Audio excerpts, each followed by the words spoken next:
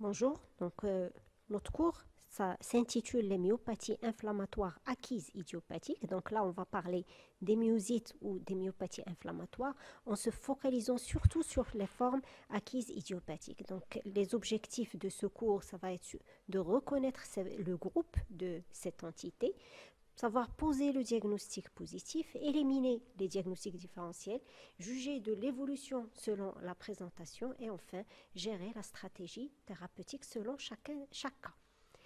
Le plan suivant comporte une introduction, le mécanisme lésionnel, on va parler du diagnostic positif et ensuite des formes cliniques de cette entité et on va éliminer les diagnostics différentiels avant de traiter et juger de l'évolution et pronostic. Alors c'est quoi une myosite, myopathie inflammatoire et c'est quoi surtout une myopathie acquise, inflammatoire idiopathique. Donc elle comporte un cadre nosologique qui contient les polymyosites, les dermatomyosites, les myosites à inclusion et les myopathies nécrosantes auto-immunes. Ils ont en commun un mécanisme qui est un mécanisme dysimmunitaire, donc on va détailler tout à l'heure. Les myopathies peuvent être acquises ou aussi génétiques de façon générale. Pour les myopathies dysimmunitaires, elles sont généralement acquises.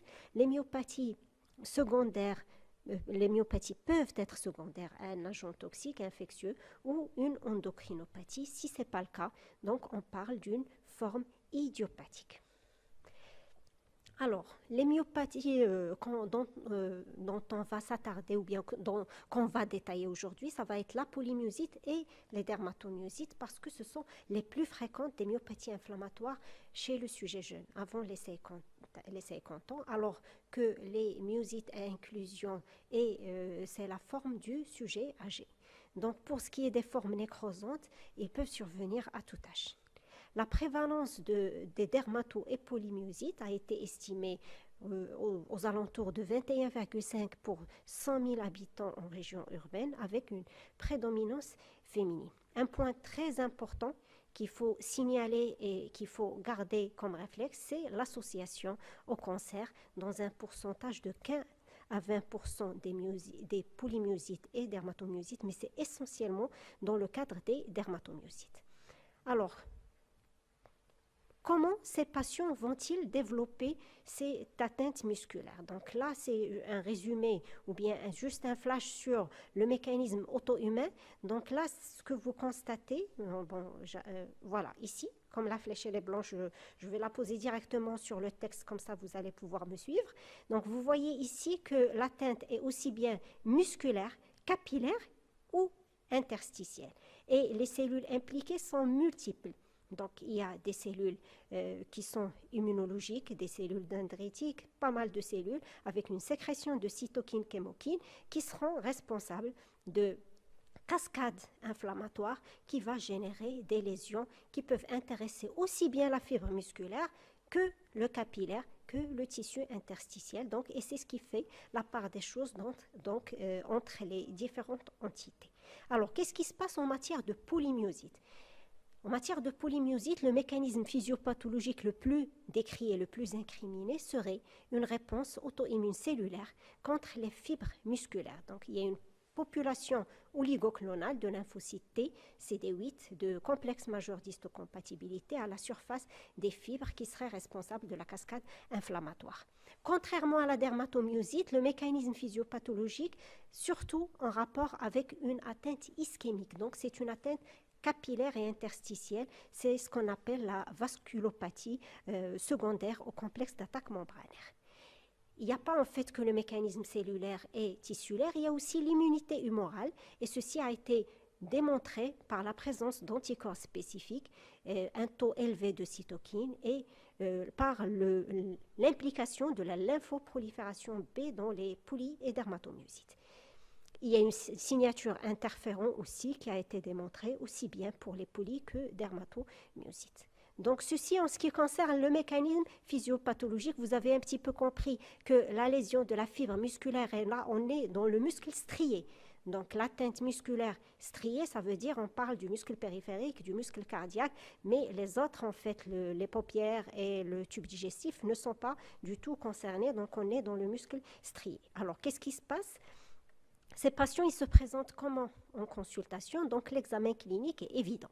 Vous allez trouver un déficit musculaire à type d'un syndrome myogène typique, donc généralement d'installation progressive subaiguë, d'intensité qui varie, donc en fonction des cas et des patients, et il va toucher les 4 membres. Donc vous allez avoir une atteinte aussi bien des membres inférieurs que des membres supérieurs. Il y a une atteinte qui est bilatérale, proximale et symétrique, donc c'est l'atteinte la plus fréquente, c'est des atteintes qui sont une atteinte proximale, symétrique et parfois douloureuse, donc que vous allez objectiver à l'interrogatoire. Le patient, il va vous dire qu'il a des difficultés à lever le bras pour se peigner, il a des difficultés à monter les escaliers parce qu'on a dit que l'atteinte touche surtout les parties proximales, et cliniquement, vous allez trouver un signe de tabouret qui est positif. L'atteinte axiale aussi est retrouvée et elle se manifeste cliniquement par des difficultés à lever la tête et à se relever tout seul du lit. Donc, en ce qui concerne l'examen clinique, c'est évident, c'est simple. Les examens complémentaires qui vont conforter vos diagnostics, c'est le bilan biochimique d'abord des enzymes musculaires, donc les CPK-LDH qui seront très élevés. On demande un électromyogramme avec détection, donc au niveau directement du muscle, qui va montrer un tracé myogène.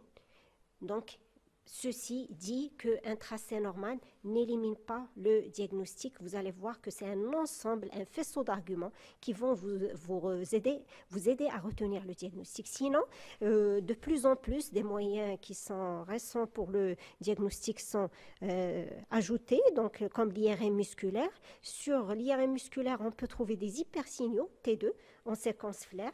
Donc, et on peut trouver aussi des prises de contraste en séquence T1. Et ces anomalies sont aspécifiques. On ne va pas dire qu'on les trouve, c'est une myosite, mais c'est le contexte. Toujours, je reviens sur l'importance d'un faisceau d'arguments pour retenir le diagnostic. Toujours dans les... Alors là, je vous montre rapidement ce que c'est qu'un EMG. Donc là, vous voyez, c'est un tracé normal. Ici, c'est comme ça qu'il représente l'activité musculaire. En cas de syndrome myogène ou de myosite, vous allez trouver un tracé plat. Donc, c'est ce qui correspond à une atteinte musculaire. L'IRM, voilà, vous pouvez avoir des images, soit au niveau T1 ou T2, ou bien aussi au niveau T1. Donc, ça dépend des techniques utilisées. Toujours dans le diagnostic positif, donc on a fait des examens complémentaires radiologiques et biochimiques, et l'histologie est très importante aussi pour le diagnostic. Alors la biopsie musculaire nous permet d'analyser la fibre musculaire, sa microvascularisation, donc c'est ce qui va nous aider nous permettre à poser un diagnostic précis. Alors, la première chose que l'anatomopathologiste va vous répondre sur les résultats de votre biopsie, c'est la topographie de l'infiltrat inflammatoire mononucléé. Donc, l'infiltrat, il est périfasciculaire ou périmysial au cours de la dermatomyosite. Donc, si vous vous rappelez la physiopathe, on a dit que la dermatomyosite, c'est surtout une atteinte ischémique vasculaire. Contrairement aux polymyosites et myosites d'inclusion, vous allez trouver une atteinte endomysiale. Donc, c'est une atteinte de la fibre musculaire. On va trouver aussi des infiltrats par des macrophages et lymphocytes T. Donc, l'immunohistochimie est importante en matière de ces biopsies. L'anomalie de la fibre musculaire va exprimer des complexes majeurs d'histocompatibilité à sa surface et au sein des fibres musculaires. Donc, la nécrose et l'atrophie des fibres dans les régions périfasciculaires est classique en matière des dermatomyosites. La nécrose est aussi observée dans les formes nécrotiques et dans ce cas, elles sont distribuées de façon aléatoire dans l'endomysium, donc contrairement aux dermatomyosites, et on peut trouver des vacuoles quand il s'agit d'une myosite à inclusion. En ce qui concerne toujours l'étude histologique, l'anapathe va aller chercher les anomalies de la microcirculation. Au cours de la dermatomyosite, on va trouver des dépôts de compléments sur les capillaires endomysieux avec une raréfaction du lit capillaire. Donc voilà, donc là c'est l'image d'un infiltrat inflammatoire périfasciculaire. Donc là, je vous ai mis des flèches pour vous les montrer plus en détail. Et là, c'est une fibre musculaire qui est envahie par des cellules inflammatoires. Donc là, c'est l'exemple type de la polymyosite. Vous voyez des anomalies capillaires, donc on a dit surtout en matière de dermatomyosite, comme des dilatations capillaires. Alors, toujours en matière de diagnostic positif d'une polyodermatomyosite, en fait, il n'y a pas que le muscle qui est atteint. Ce sont des atteintes, des maladies de système. Donc, vous allez avoir des manifestations extramusculaires, squelettiques, qui peuvent toucher la peau en premier. Et elle peut précéder de plusieurs années l'atteinte musculaire. Donc, la manifestation cutanée la plus reconnue en matière de dermatomyosite et qu'on note surtout au niveau des zones photo-exposées. Alors, qui dit zone photo-exposée, dit surtout le visage décolleté et les mains. Donc, qu'est-ce qu'on va trouver? On va trouver un œdème, ce qu'on appelle l'œdème lilacé des paupières. Il est assez caractéristique, voilà à quoi il ressemble, vous voyez. Donc, des paupières qui sont enflées de couleur lilacée. Et on va trouver aussi un érythème du lit de l'angle où on regarde la tête des métacarpes maculopapuleux avec une teinte violine, donc c'est ce qu'on appelle les papules de Gautran. C'est au niveau de la face dorsale. Alors, ce signe, par contre, il est pathognomonique. Donc, voilà, quand vous trouvez ces lésions, c'est la dermatomyosite, c'est caractéristique. On trouve aussi des calcifications sous-cutanées, c'est l'apanage des formes pédiatriques, mais on les voit aussi chez l'adulte. Donc, il faut aller les chercher par des radios standards quand vous avez un doute, quand vous arrivez à les toucher au niveau de l'examen. Et bien entendu, le phénomène de Raynaud qui est représenté chez pratiquement le 1/3 des patients avec dermatomyosite, mais en matière de myosite de façon générale, le phénomène de Raynaud peut être présent. Donc, ceci en ce qui concerne les manifestations extramusculaires cutanées. D'autres manifestations peuvent être là, surtout les atteintes respiratoires.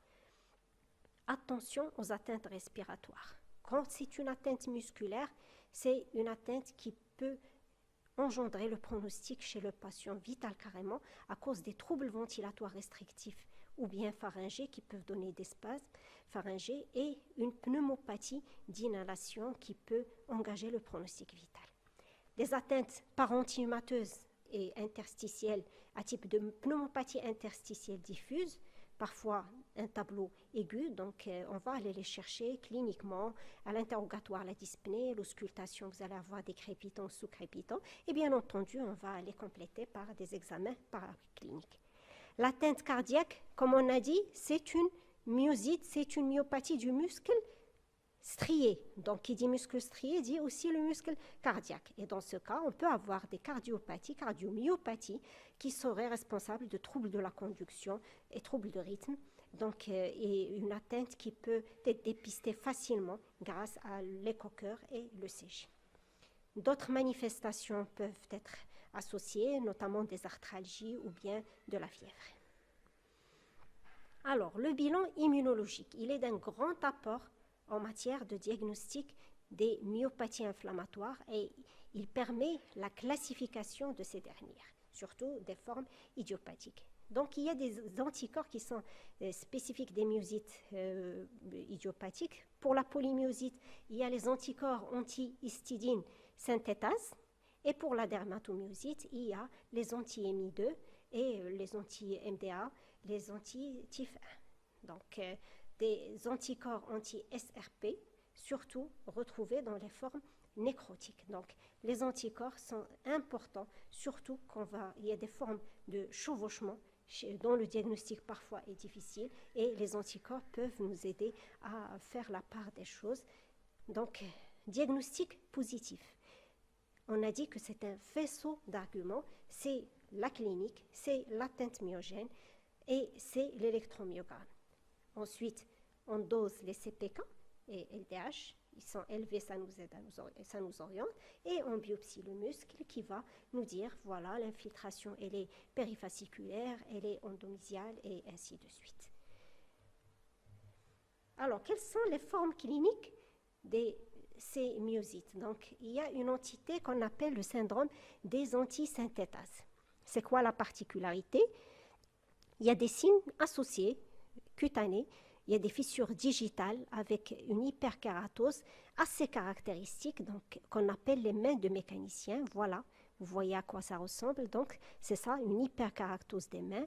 Il y a des arthralgies avec très manifestes par rapport aux autres atteintes, avec parfois même des synovites algiques responsables d'arthrite. L'atteinte pulmonaire est très fréquente, à type de pneumopathie interstitielle diffuse, et on trouve des anticorps anti-synthétase positifs. Donc, quand on a ces différents, on est dans le syndrome des antisynthétases. Donc, quand on a l'atteinte cutanée, quand on a l'atteinte pulmonaire avec des anticorps anti-GO1 ou anti-PL7, PL12 ou OG qui sont positifs, on est dans les antisynthétases. Le pronostic, il est surtout engagé par l'atteinte pulmonaire, donc il faut traiter le plus tôt possible. La biopsie musculaire, quand on l'a fait, elle parle d'un infiltrat périmésial sans atteinte capillaire. La deuxième forme clinique de ces myosites ou myopathies idiopathiques, c'est la dermatomyosite amyotrophique. Donc, on va trouver des CPK et un EMG strictement normal avec des signes cutanés. Donc, c'est une dermatomyosite à prédominance cutanée et parfois, comme on a dit, ça peut précéder. Donc, ou bien ça peut être une forme amyotrophique qui n'intéresse que la peau pour toujours. Les myosites à inclusion. Donc, les myosites à inclusion, on a une caractéristique clinique. Donc, on a dit tout à l'heure, déjà, c'est l'apanage du sujet âgé, plus de 50 ans. Le déficit, il est lentement, vraiment, il s'installe très doucement et il est à prédominance distale. Contrairement aux autres formes, on a dit, c'est surtout l'atteinte scapulaire et pelvienne. Là, c'est distal et de façon asymétrique. D'accord? Donc, l'histologie similaire à une polymyosite est avec ou sans des vacuoles bordées, et sur le plan immunologique, le bilan est normal. Donc, il n'y a pas d'anticorps spécifique. On peut trouver l'anticorps d'une polymyosite, mais on ne peut pas trouver un anticorps qui est spécifique à ces myosites à inclusion. Autre caractéristique, donc là, c'est plus tard, c'est au moment de la prise en charge thérapeutique, c'est qu'elles sont résistantes aux immunosuppresseurs, donc ils sont difficiles à prendre en charge sur le plan thérapeutique. Les myopathies nécrosantes, donc les formes nécrosantes, ils ont un mode d'installation aigu et sévère, le plus souvent, et c'est une atteinte qui est proximale symétrique avec des CPK très élevées et importantes, et quand on fait la biopsie, il y a des zones de nécrose-régénération. Les anticorps anti-SRP sont souvent positifs avec une atteinte respiratoire, donc ce sont des formes sévères avec une évolution péjorative majoritairement.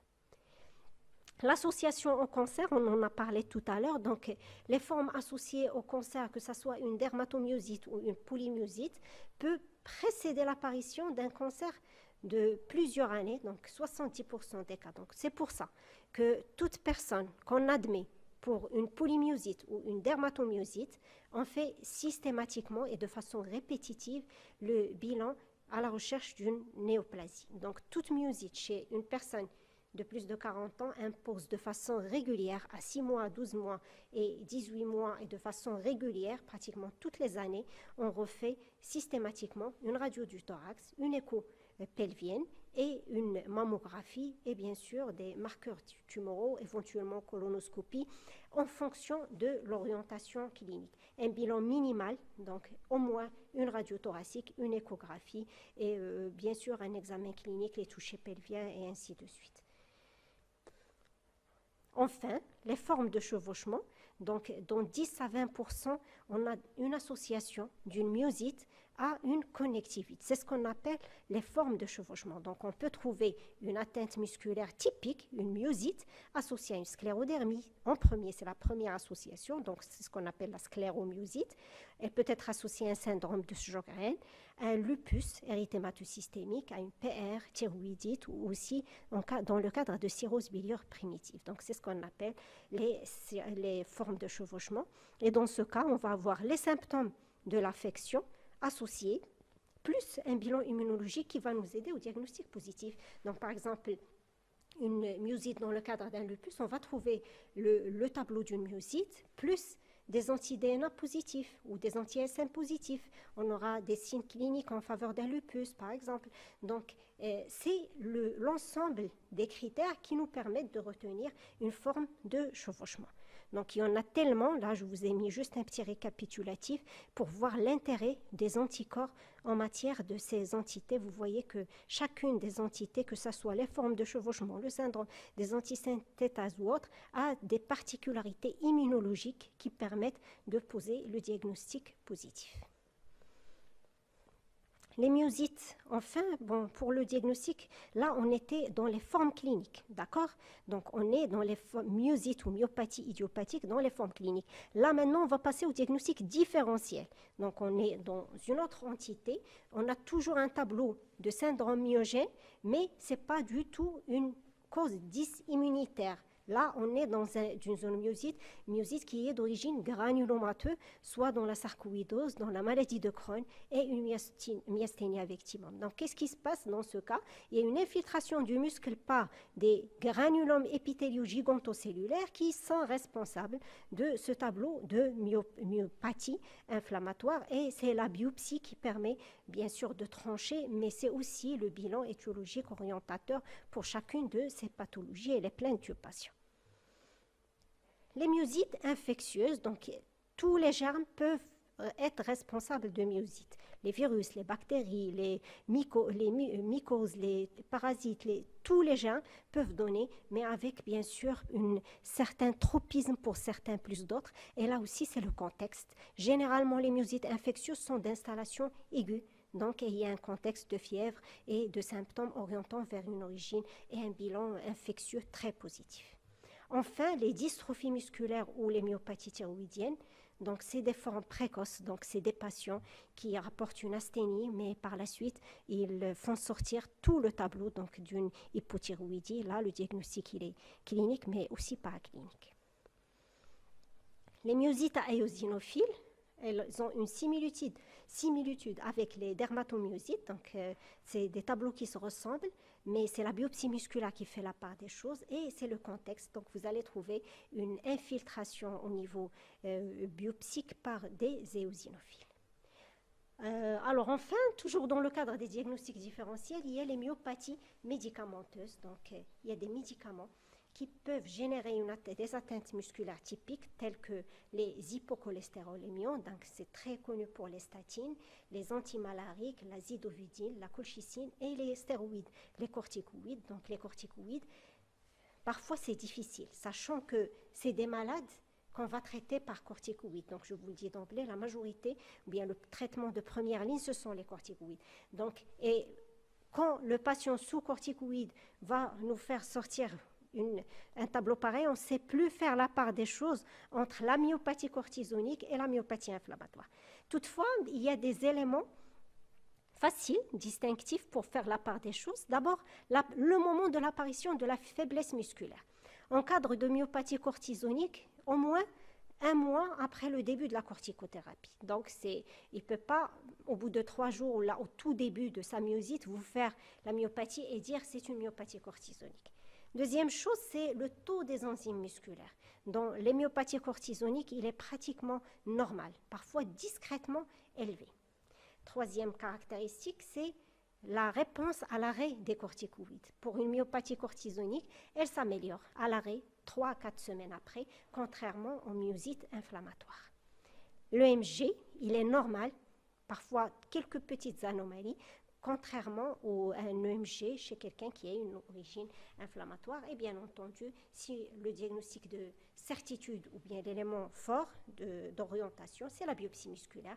Dans les myopathies cortisoniques, on aura de l'atrophie musculaire, contrairement aux myopathies inflammatoires. Donc on en a parlé, on va trouver des anomalies inflammatoires. Alors ceci, c'est pour les diagnostics différentiels de façon générale en matière des myosites ou myopathies inflammatoires idiopathiques. Donc là, comment elles vont évoluer? Le pronostic reste favorable. Donc, en absence d'un cancer associé et quand même au risque de séquelles fonctionnelles résiduelles, donc pratiquement le 1/3 à la moitié des patients qui vont garder des séquelles si on ne prend pas correctement en charge le patient. L'apanage de cette affection, ce sont les rechutes.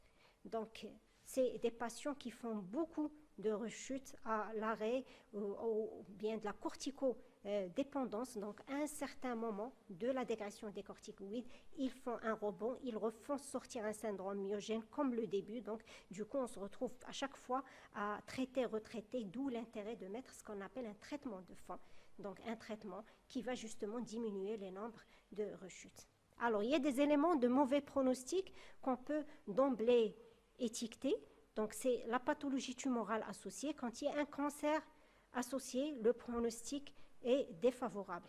Le début, quand il est brutal et fébrile, on a dit que c'est subaigu, progressif. Donc, quand c'est un début brutal et fébrile, c'est généralement un élément de mauvais pronostic. La présence d'une dysphagie, elle est péjorative, d'autant plus qu'elle peut engendrer le pronostic vital par le biais des inhalations. L'atteinte cardiaque constitue un élément de mauvais pronostic, ainsi que les atteintes pulmonaires interstitielles. Le bilan immunologique a un intérêt diagnostique, mais aussi pronostique. La présence d'anticorps antisynthétase ou anti-SRP doivent tirer la sonnette d'alarme chez ces patients.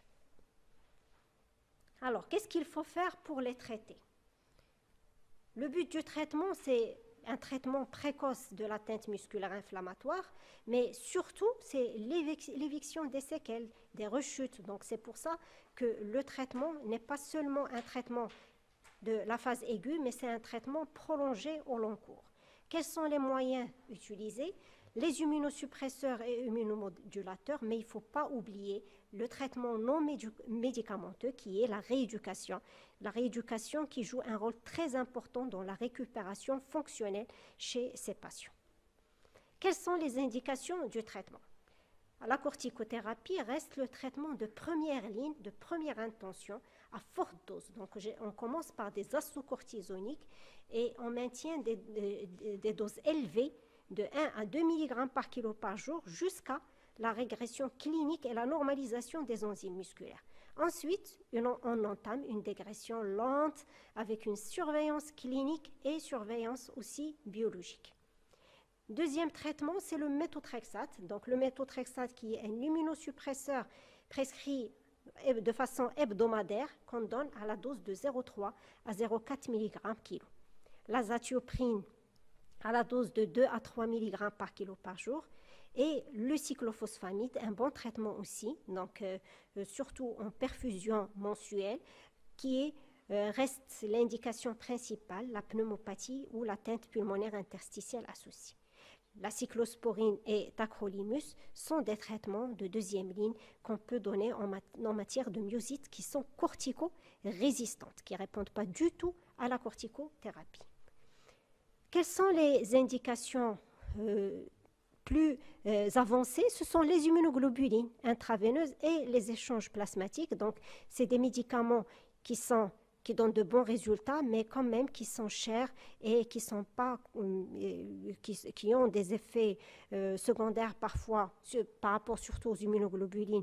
Donc, c'est des effets secondaires à surveiller de très près chez ces patients. Donc, c'est pour ça qu'il reste quand même un traitement de deuxième ligne en cas de corticorésistance. Pour ce qui est des anti-CD20, donc les derniers médicaments innovants, c'est le rituximab qui est donné dans les formes réfractaires avec une atteinte respiratoire. J'insiste encore sur le rôle de la rééducation dans la récupération de la force musculaire et la force motrice sur un muscle qui est affaibli par l'état inflammatoire, par la régénération, donc, et qu'il faut vraiment essayer de récupérer par la rééducation. Alors, si on veut reprendre un petit peu un schéma de prise en charge chez ces patients, donc on a dit qu'il y a des éléments de gravité, certes, donc, sur lesquels il faut démarrer rapidement un traitement par corticoïdes à forte dose, des azocortisoniques associés d'emblée à un immunosuppresseur. Méthotrexate reste le traitement de première ligne. Les immunoglobulines intraveineuses en cure mensuelle peuvent être discutés en première ligne. Ça dépend, en fait, c'est de la présentation et ça dépend de la disponibilité des médicaments. Les échanges plasmatiques chez les patients très déficitaires, ils donnent un très bon résultat parce que le principe des échanges plasmatiques, justement, comme on a dit que c'est un mécanisme aussi humoral, donc ils permettent un petit peu d'éliminer tout ce qui est anticorps, tout ce qui est générateur de phénomènes immunologiques et inflammatoires, et du coup il y a une bonne réponse. Donc c'est des patients qui évoluent bien après plusieurs séances. L'atteinte respiratoire grave quand il y a une pneumopathie interstitielle qui retentit sur l'hémostase, plutôt sur l'hématose et sur les épreuves fonctionnelles respiratoires, c'est d'emblée un traitement par le cyclophosphamide. Aussi l'atteinte cardiaque, c'est le cyclophosphamide, donc c'est des formes graves pour lesquelles on n'attend pas l'action des corticoïdes seuls. Contrairement à une forme où il y a l'atteinte musculaire sans signe de gravité dont on a parlé tout à l'heure, on peut se contenter d'une corticothérapie par voie orale à la dose de 1 mg par kilo par jour. Et après, on ajoute un traitement immunosuppresseur type méthotrexate parce qu'il y a des rechutes. Donc, le patient, on va faire la dégression, il va nous faire la première rechute, donc on ne discute pas, donc on associe le méthotrexate à la corticothérapie. Il y a très très peu de formes qui ne rechutent pas. En première intention, c'est le méthotrexate hebdomadaire. L'alternative, c'est l'azatioprine et le traitement doit être poursuivi pendant longtemps, pendant 2 à 3 ans.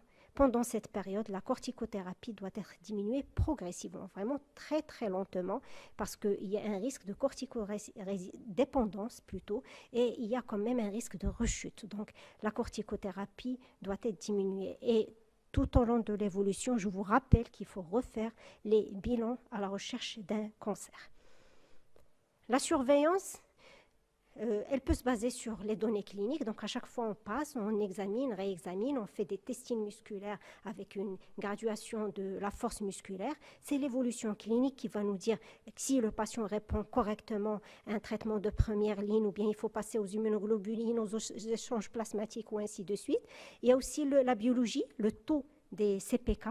Donc, le taux des CPK, quand il baisse, c'est un bon signe. Ça veut dire que le muscle est en train de récupérer, il n'y a plus de nécrose.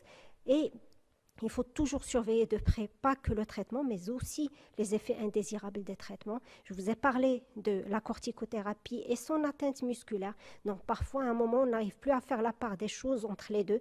Est-ce que c'est la corticothérapie qui est responsable de la non-amélioration ou bien est-ce que c'est la myopathie? Donc, toute l'importance de reprendre l'examen clinique, les données biologiques et la biopsie musculaire et bien sûr voir l'évolution après une épargne cortisonique.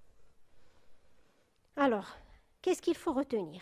Les polymyosites, dermatomyosites et les formes nécrosantes et les formes à inclusion sont 4 groupes hétérogènes, mais ils sont dans la même entité qui est la myopathie acquise et une myopathie dysimmunitaire et qui est une forme idiopathique. Les polymyosites, dermatomyosites et les formes nécrosantes sont caractérisées par un déficit musculaire proximal et bilatéral qui peut être associé à des signes extramusculaires.